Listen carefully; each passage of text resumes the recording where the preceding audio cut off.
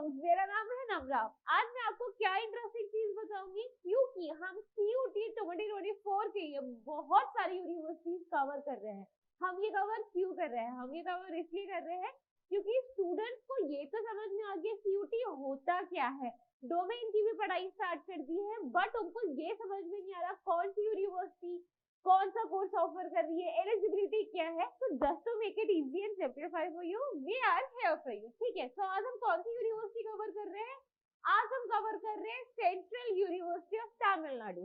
बहुत interesting university है। Obviously central university of Tamil Nadu कहाँ होगी? तमिलनाडु में होगी। थोड़ा सा हम इसके बारे में जान लेते हैं। ठीक है, तो इसके वाइस चांसलर कौन है? एम कृष्णन। इनके वाइस चांसलर का नाम क्या है? Professor M Krishnan. ठीक है, कितने डिपार्टमेंट्स है? ओवर 2000 स्टूडेंट्स है, 27 डिपार्टमेंट्स है, और कितने स्कूल्स है? ऑलमोस्ट 12 स्कूल्स है।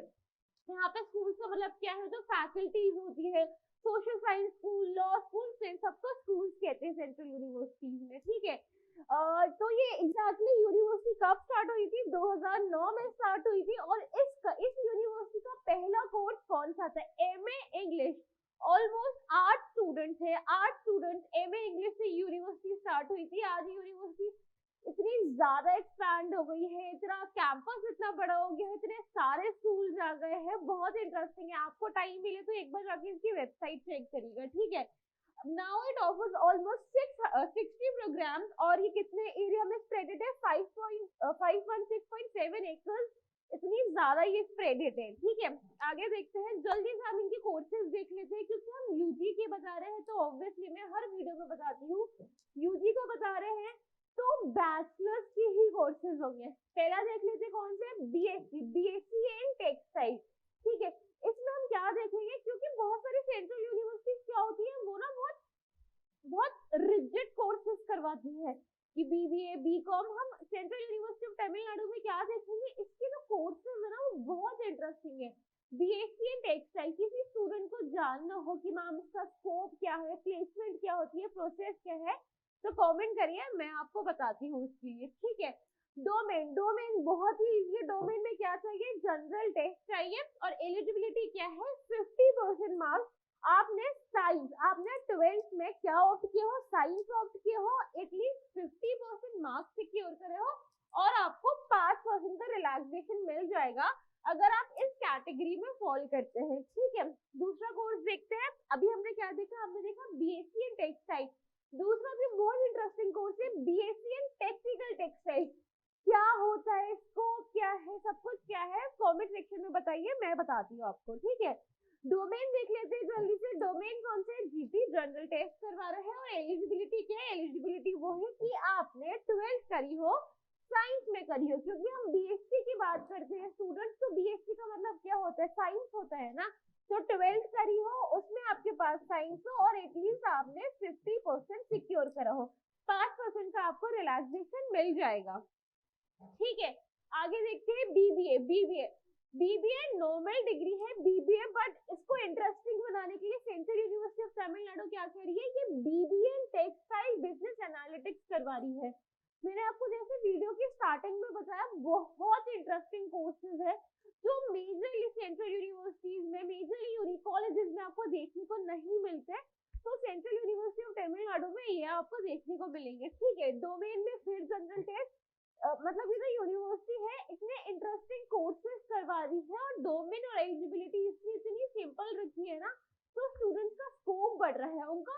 इसमें यूनिक कोर्सेज तो है ही, बट यूनिक कोर्सेज के होने का मतलब ये नहीं उसने अपनी कोर्स एलिजिबिलिटी या फिर अपना डोमेन बहुत ही कॉम्प्लेक्स कर दिया, उसने इसको बात को भी सिंपल ही रखा है। ठीक है, मिनिमम 50% मार्क्स, क्योंकि जस्ट बीबीए नॉट बीएससी, तो आपने किसी भी स्ट्रीम में अपने 12th पास करी हो, और एटलीस्ट 50% मार्क्स आपने सिक्योर करा हो, 5% का रिलैक्सेशन मिल जाएगा अगर आप रिजर्व कैटेगरी में आते हैं। ठीक है, आगे देखते हैं बीएससी इन टेक्सटाइल, ये मैंने आपको बता दिया था। आगे देखते हैं integrated BSc in BEd. Integrated BSc in BEd, मैं जैसे अपनी हर वीडियो में बताती हूँ, इंटीग्रेटेड बीएससी बीएड मतलब ये कितने साल की होती है? ये 4 साल की होती है। BSc BEd in what? BSc BEd in mathematics. क्योंकि हम बीएससी बीएड की बात कर रहे हो, दैट टू इन मैथमेटिक्स, तो इसमें डोमेन में आपको फिजिक्स केमिस्ट्री लेना होगा, और वो तो आपके डिग्री में ही कह रहे हैं ना मैथमेटिक्स, तो आपको यहाँ पे मैथमेटिक्स पीसीएम लेना होगा। ठीक है, समझ में आया? जल्दी से इसकी एलिजिबिलिटी देख लेते हैं। एलिजिबिलिटी में क्या है, आपने एटलीस्ट 60% सिक्योर करा हो, और आपके पास कौन कौन से कोर्सेज है, मैथमेटिक्स और स्टैटिस्टिक्स में से 12th में आपके पास एटलीस्ट एक होना चाहिए। ठीक है, दूसरा देखते हैं, फिजिक्स होनी चाहिए और केमिस्ट्री होना चाहिए। समझ में आया? मैथमेटिक्स और स्टैटिस्टिक्स में से कोई एक होना चाहिए, फिजिक्स और केमिस्ट्री होना चाहिए। ठीक है, आप जनरल कैटेगरी से बिलोंग करते हो तो आपने 60% सिक्योर करा हो। 55% आपको मिल जाएगा अगर आप रिजर्व कैटेगरी से बिलोंग करते हैं। ठीक है, थोड़ा सा साइंस टच हो जाता है, बीएससी बीएड करवा रहे हैं, इस वजह से इस कोर्स की एलिजिबिलिटी इन्होंने थोड़ी चेंज कर दी है।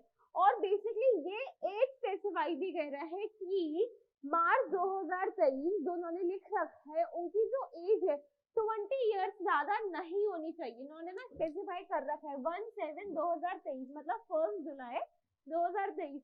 ये क्योंकि स्टूडेंट्स को कंफ्यूजन हो सकता है, ma'am if you are preparing for CUET 2024 why are we telling us about 2023? So basically हमारे पास ये जो है ना, ये टेंटेटिव होता है, ये 2023 के ब्रोशर से आया है, सेंट्रल यूनिवर्सिटी ऑफ तमिलनाडु के ब्रोशर से आया, ये टेंटेटिव है।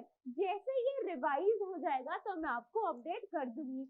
इसी वजह से मैं आपको बोलती हूँ कोई भी नोटिफिकेशन मिस आउट ना हो जाए, कोई भी इंपॉर्टेंट टॉपिक मिस आउट ना हो जाए, इसी वजह से आप यूनिवर्स के चैनल को सब्सक्राइब कर सकते हैं। समझ में आया अब? ठीक है, एंड कैंडिडेट जो मतलब जैसे कि फिर से वही बात 2023 जो मतलब ये इसको सिंप्लीफाई करने के लिए वो ये कह रहे हैं जो 12th पास कर चुके हैं या जो अपियर होने वाले हैं, दोनों कैंडिडेट इस कोर्स के लिए एलिजिबल थे। ठीक है, देख के घबराना नहीं है कि एलिजिबिलिटी में इतना सारा लिख रखा है, ये तो ब्रोशर की लैंग्वेज होती है, मैं आपको इसके लिए सिंप्लीफाई कर देती हूँ।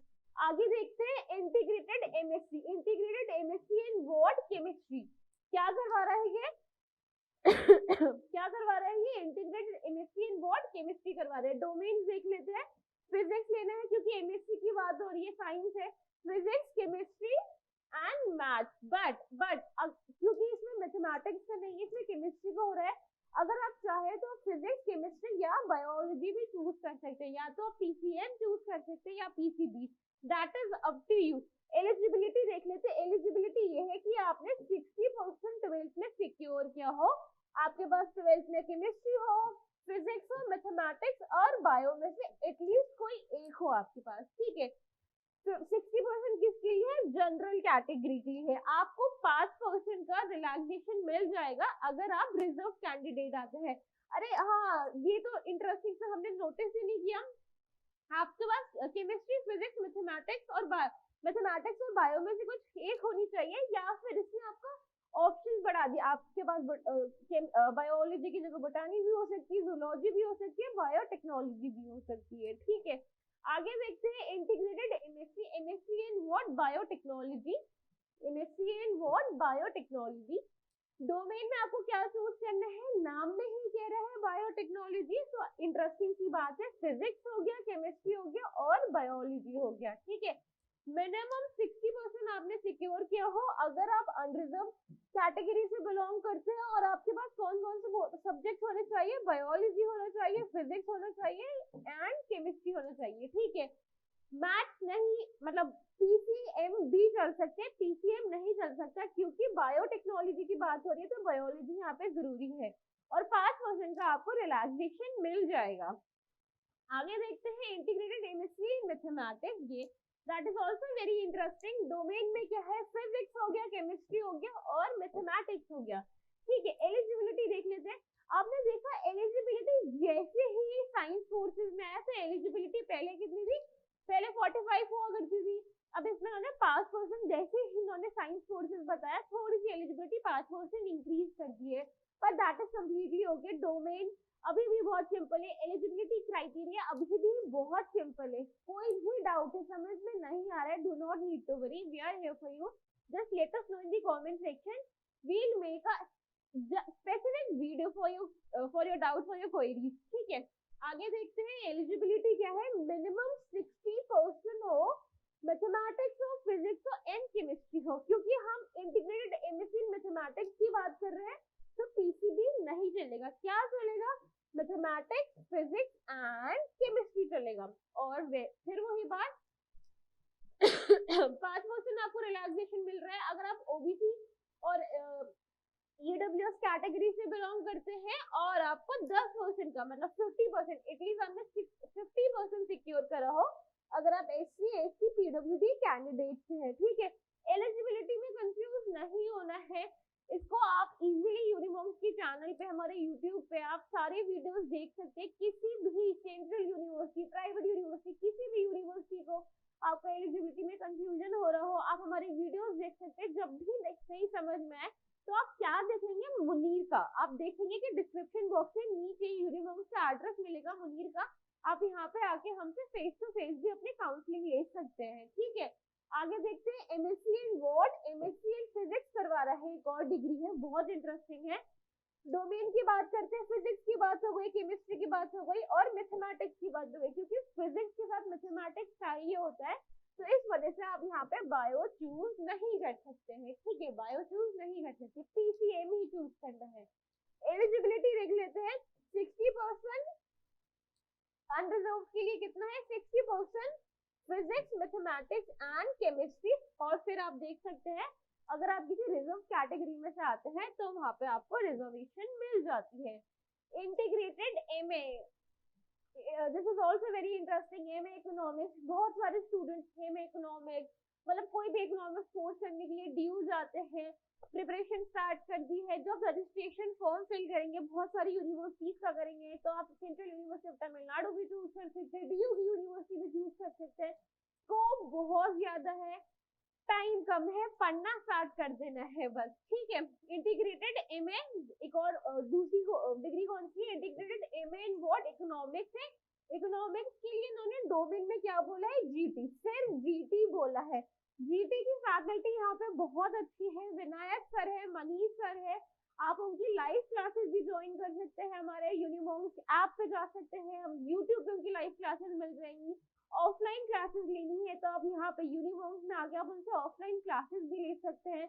वो लोग आपको ऑर्गेनाइज मटेरियल देंगे, वो लोग आपके मॉक टेस्ट करवाएंगे, बिल्कुल आपको अच्छे से जीटी में अच्छे से आपको प्रिपेयर करवा देंगे कि बस जाके एग्जाम लिखने बैठो और अच्छे से क्रैक कर लो सीयूटी। ठीक है, आगे देखते हैं एलिजिबिलिटी क्या है। एलिजिबिलिटी है 10+2 सब्जेक्ट देख लीजिए। 10+2 का मतलब क्या होता है? 12 इकोनॉमिक्स हो या फिर मैथमेटिक्स हो या फिर स्टैटिस्टिक्स हो, समझ में आया? और इसमें मिनिमम आपने कितना परसेंट सिक्योर करा हो? अगर आप जनरल कैटेगरी से हो एटलीस्ट 60% सिक्योर करा हो, क्योंकि रिलैक्सेशन बहुत सारी यूनिवर्सिटीज देती है रिजर्व कैंडिडेट्स के लिए, तो आप रिलैक्सेशन भी देख सकते हैं कितने परसेंट की आपको मिल रही है। ठीक है, आगे देखते हैं इंटीग्रेटेड एमएससी इन फिजिक्स।